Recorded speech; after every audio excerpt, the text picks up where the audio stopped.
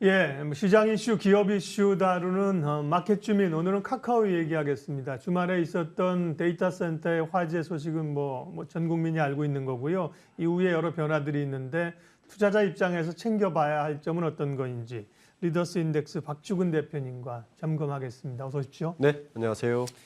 11시 지금 14분인데요. 11시에 네. 지금도 계속 되고 있는지 모르겠습니다만 카카오 경영진이 기자회견을 해서 남궁은 대표가 물러나기로 지금 자막을 저희가 11시에 보내드렸는데요. 대표가 두 분입니다. 여기는 남궁은 홍은택 대표인데요. 네. 남궁은 대표가 사실은 주가 회복될 때까지 월급도 안 받겠다 이랬고 건강도 안 좋다 이런 얘기도 있었는데 7개월 만에 어쨌든 사태 책임을 지고 물러나겠다는 얘기가 지금 일보이고요. 네. 이후에 여러 또 손실 관련된 보상이라 이런 얘기를 하겠죠. 그렇겠죠. 예. 네. 복구는 꽤 거의 이제 나흘 지나면서 거의 복구가 됐다는 건데요. 네. 손실 규모를 어느 정도로 추정할 수 있나요? 이게 직접 손실이 있고 네. 또 지금 또 계산을 막 해야 되는 손실이 있는데 지금 증권가에서는 최소 매출이 한 1에서 2% 정도는 한 손실을 받지 않느냐라고 예상합니다. 그 정도면 규모는 한 200억, 맥스 200억 정도라는데 이거는 직접 손실이고 이제 남아 있는 게 있죠. 손해배상 청구가 있지 않습니까? 민사기 때문에 굉장히 복잡한 과정을 거칠 거고 또 이 과정에서 여러 가지 논란이 있을 것 같은데 이게 직접 손실은 그 정도인 것 같고 이제 간접적으로 지금 또 지켜봐야 될 손실은 또 추후에 조금 더 상황을 지켜보면서 봐야 될 것 같습니다. 어쨌든 손실 규모는 4분기 실적에는 바로 타격을 줄 것 같고요. 한 맥스 2% 정도 타격을 줄 것 같습니다.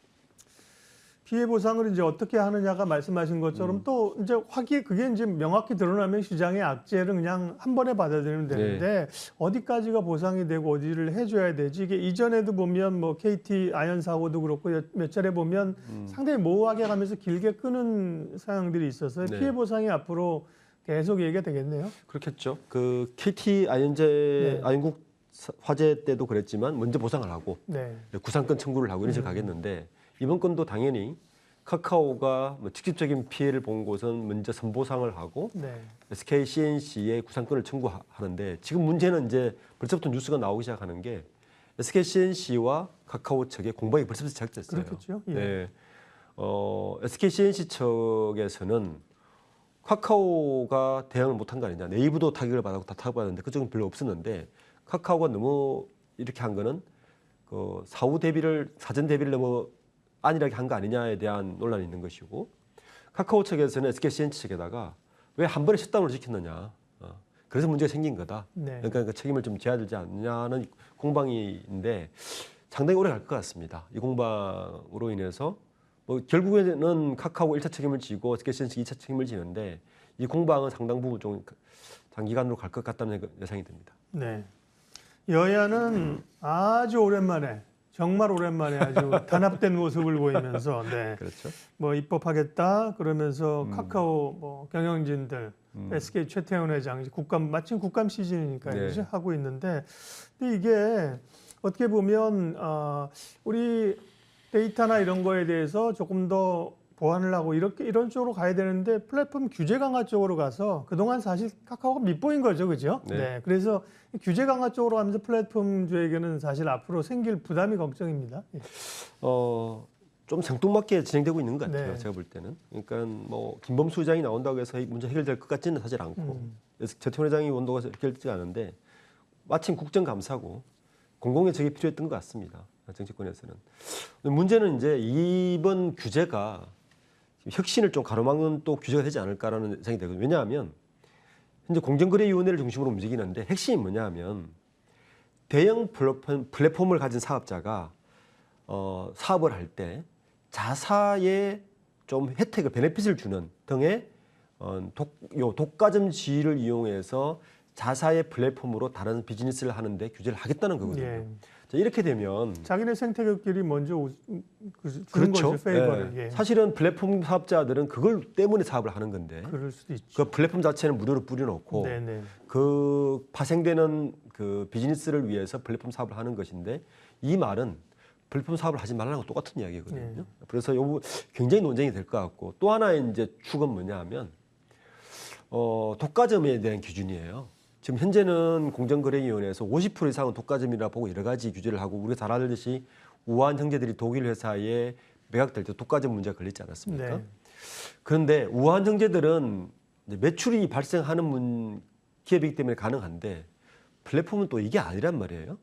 플랫폼이라는 것은 사실 무료로 쓰고 있지 않습니까? 무료로 매출이 직접적으로 발생하지 않는 것을 독과점으로 규정할 수 있느냐에 대한 논란이 또 상당히 뜨겁습니다.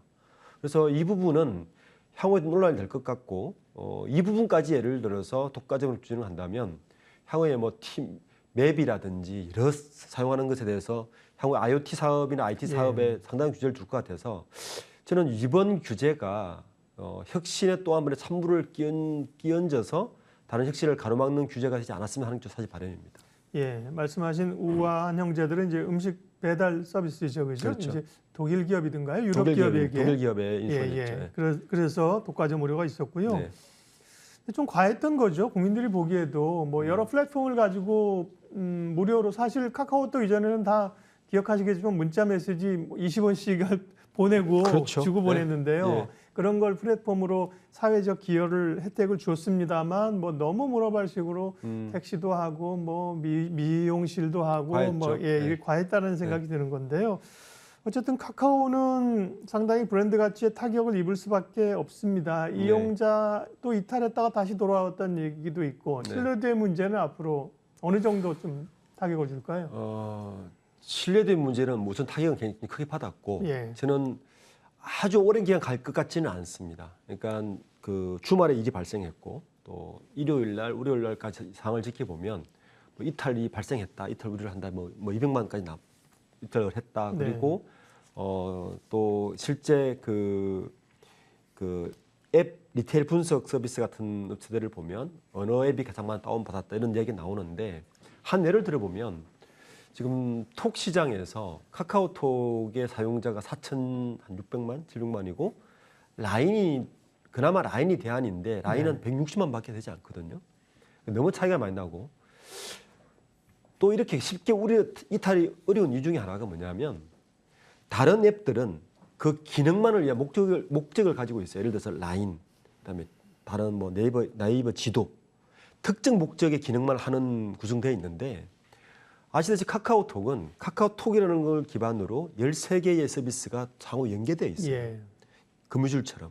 그러니까 쉽게 이용자가 습관성에 대해서 이탈하기는 굉장히 어려운 구조라서 저는 오늘 거의 뭐 이제 남녀 서비스가 다 연동되어 있기 때문에 굉장히 빠르게 좀 잊혀지고 돌아올 것 같다는 생각이 좀 들고 그게 이제 주가도 반영되고 있고요, 실질적으로.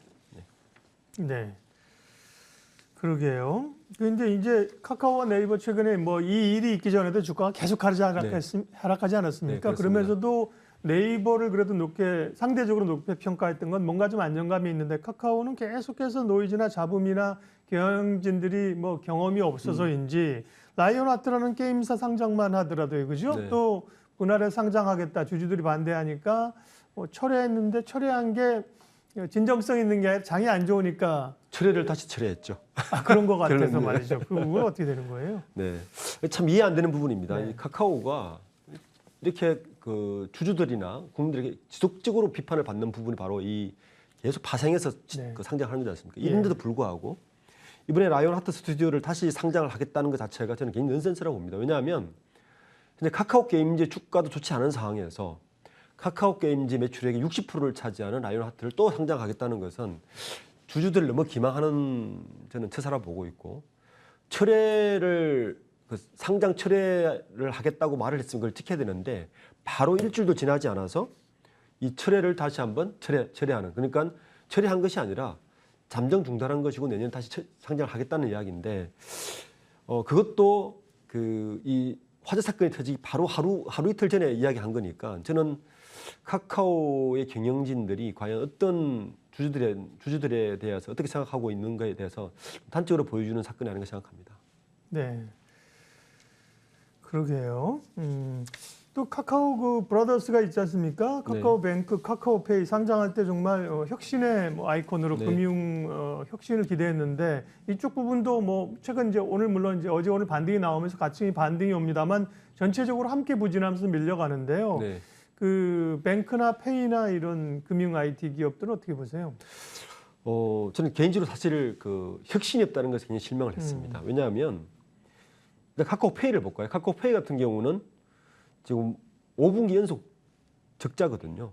거기다가 온전한 수익 구조를 현재 가져가지 못한 상황입니다. 2분기만 보면 영업수익이 1,341억인데 전기 대비 8.7%밖에 안 늘어났는데 반면에 영업손실은 무려 125억입니다. 전기에 111억보다 훨씬 커졌거든요. 물론 나름대로 이유는 있겠지만 물론 5분기 연속 영업 적자를 보는 것도 이해를 하지만 더 큰 문제는 혁신이 보이지 않습니다. ICT 기업만의 혁신이 없다 보니까 상품도 없고 기존 금융권과 별다른 차별을 두지 않아서 저는 이런 부분이 과연 이게 IT뱅크, IT페이의 어떤 강점을 가지고 사업을 하고 있느냐에 대해서 의문을 제기할 수밖에 없고 새로운 예를 들어서 뭔가를 다구처를 내놓지 않는다면 현재 주가 흐름을 반등하기는 굉장히 어려울 것 같습니다. 네. IPO 할 때는 정말 엄청나게 인기가 있었는데 그죠? 네. 주식을 못 빠져서 우리가 발을 동동 굴렀는데 지금은 상황이 또 급반전했습니다. 실적이 결국은 어떻게 되느냐가 중요하잖아요. 네. 실적하고 주가 부분도 뭐 워낙 많이 하락한 데다가 오히려 이번 악재가 나오면서 좀 봐야겠지만 단기적으로 뭐 주가만 보면 바닥을 만들어가는 과정으로 또 보고 있어요. 카카오 주가 판단까지 좀 마무리해 주십시오. 네. 3분기 실적이 1조 9천억에 영업이익이 한 700억 정도 예상되거든요. 4분기는 약간 어쨌든 타격을 받을 수밖에 없고 저는 또 이런 생각을 해봐요. 오늘 그 월요일 이후에 월요일 날 주가가 한 5%대에서 막았고 네. 10% 갈 줄 알았는데 또 반등을 하고 지금도 반등을 하고 있는 걸 보면 저는 정부가 이번 카카오 때 뭔가 하나 보정을 해준 것 같아요. 분명히. 그 무슨 말이에요? 뭐냐면 예.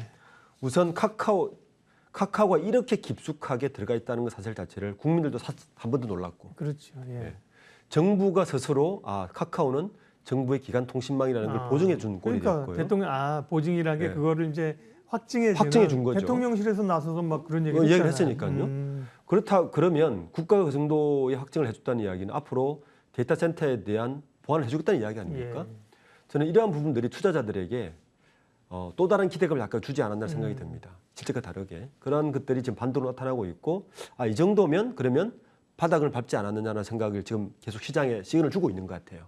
그래서 이번 사건이 카카오가 이번에 남궁훈 대표가 사퇴를 하고 어떻게 대응할지는 좀 지켜봐야 되겠지만 예. 잘 한다면 전화위복이 될 수 있는 어떤 반등의 계기가 분명히 한 부분 있는 것 같습니다. 네. 예, 전화위복을 되기 위해서 잘 해야겠죠, 그죠? 그렇죠. 기회는 네. 됐는데 네. 오늘 카카오그룹주 이야기였습니다. 리더스 인덱스 박주근 대표님 함께해 주셨습니다. 고맙습니다. 네, 감사합니다.